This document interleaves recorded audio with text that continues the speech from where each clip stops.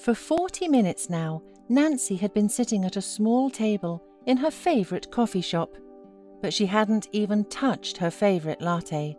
She just sat there watching passers-by through the window and went over her morning quarrel with her husband Kenneth in her head. They often fought, but it usually started over nothing. Today, it all started when she ironed his grey shirt for work, and he wanted a white one.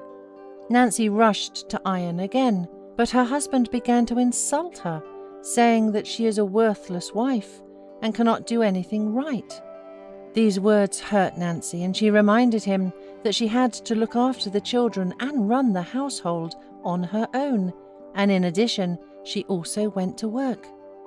Kenneth just laughed in her face and said that her salary was not even enough to buy food, and that he was the only person who could provide for the family. After that, Kenneth left for work, slamming the door loudly, and Nancy first took the children to daycare and only then went to the office. During her break, she ran off to a cafe to sit and think quietly. And everything started out great for them.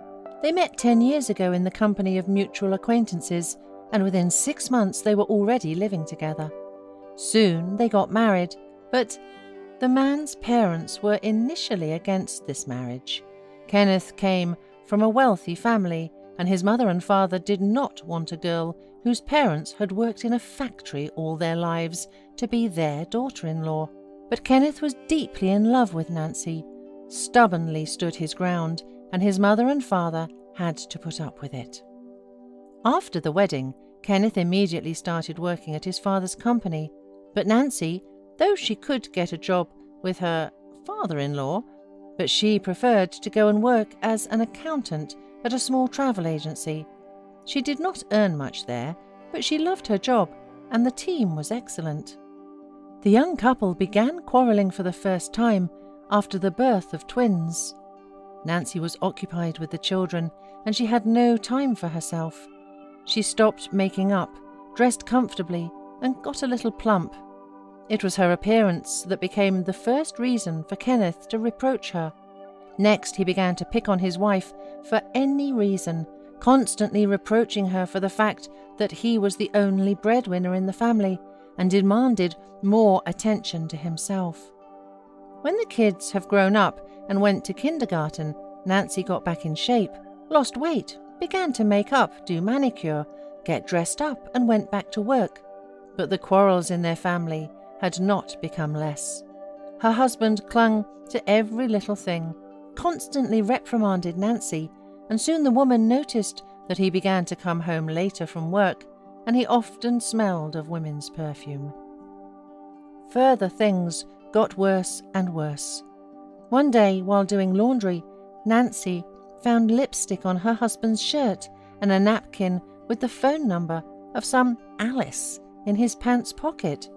Several times she found checks in the house for the purchase of jewellery and lingerie, which clearly were not intended for her.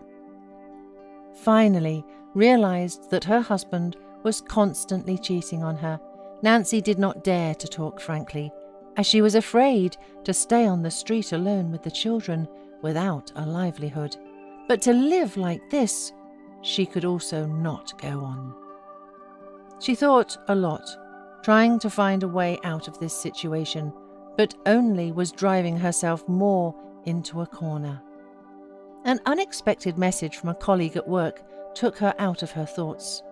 She asked where Nancy had disappeared to, and the woman looked at the time and realised with horror that the lunch break had long since ended. She quickly grabbed her bag and phone and rushed to the exit of the cafe. At the door, she accidentally bumped into a woman who dropped a folder of papers. The papers scattered on the floor, and Nancy, apologising, rushed to pick them up. After gathering the papers, she quickly shoved them into the stranger's hands and wanted to leave. But the woman stopped her and asked if she was all right. "Excuse me?" wondered Nancy, not understanding why the woman was asking such questions. "You're just all in tears, so I wanted to know if you need help." The woman continued her questioning. It was only at that moment that Nancy realized that while she was sitting at the table, she was crying the whole time. She did not expect a strange woman to be so involved, because no one had talked to her like that for a long time, much less offered to help her. Nancy looked intently at her, friendly, smiling, tall, slender, brown hair, about 45, apologized again and said she had to hurry to work. But the woman did not give up. She introduced herself as Amber, gave Nancy her business card and asked her to call if she needed to talk. Nancy hesitated a little, but still took the card, and after saying goodbye, quickly ran to work. The rest of the day, she thought about the incident at the coffee shop and realized that she wanted to see Amber again. The woman had no friends left at all, since after the wedding, her husband forbade her to maintain old connections, and she had not acquired any new ones. The desire to share her sorrow with someone was so strong that she could not stand it and dialed Amber's number. A few hours later, they were already talking together in the park.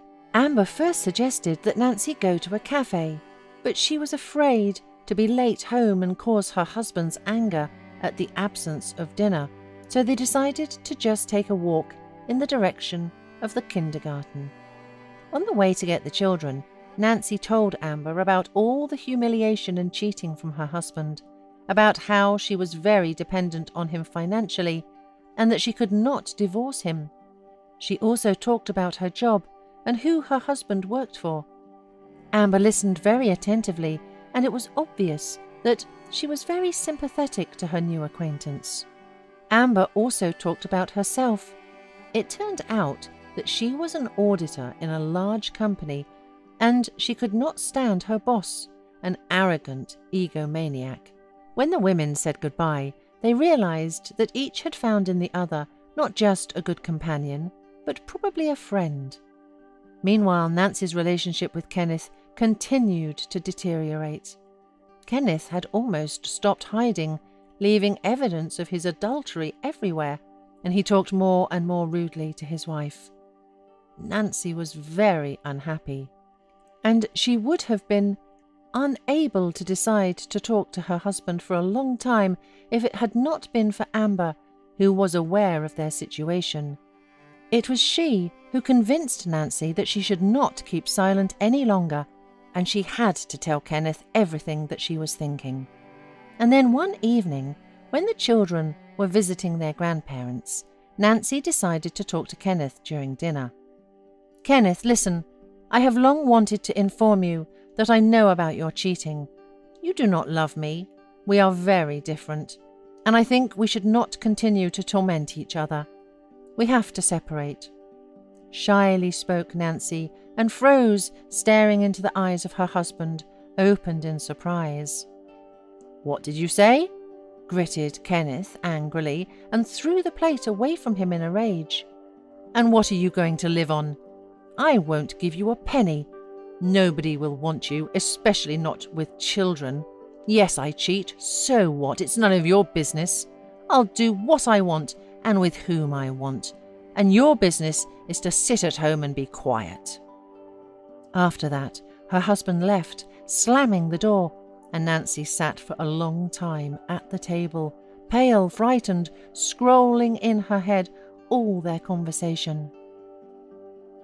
A week passed, but Kenneth never came home. All this time, Nancy took sedatives, cried a lot, and at last she called Amber and told her everything in a trembling voice. The woman listened attentively and offered to meet her in their favourite cafe. A few more days passed, and Kenneth came back after all. To his surprise, his wife was completely calm and even prepared dinner. The same thing happened the next day. Such indifference enraged Kenneth for some reason, and he started to insult Nancy again, calling her ugly and useless. Hearing this, Nancy looked intently at him and said in a confident voice, "How tired I am of you! Here's what I decided. You pay for 2 weeks of vacation in Italy." so I can quietly think everything over, and the kids will stay with my parents for the time being." "What? What did you say?" answered a surprised Kenneth, not immediately. "Is there nothing else you want? You're over-dreaming." Kenneth didn't have time to finish his speech. Nancy stood up abruptly and put in his hands a purple folder with some kind of documents. Just looking at its contents, Kenneth immediately changed his face and with a pathetic, ingratiating tone, began to ask Nancy for forgiveness. He almost begged her on his knees not to show the file to anyone, and he was ready to do anything and pay for any expenses of his wife. A few days later, Nancy had already flown to Italy. There she had a wonderful rest and quietly thought about her next steps. When she came back, she filed for divorce and immediately told Kenneth the amount he would have to pay her and the children. Kenneth did not even argue and immediately agreed to all her demands. And the reason was that Amber was doing an audit of Kenneth's father's company and noticed inaccuracies in some documents at work. It appeared that the tax base had been deliberately lowered.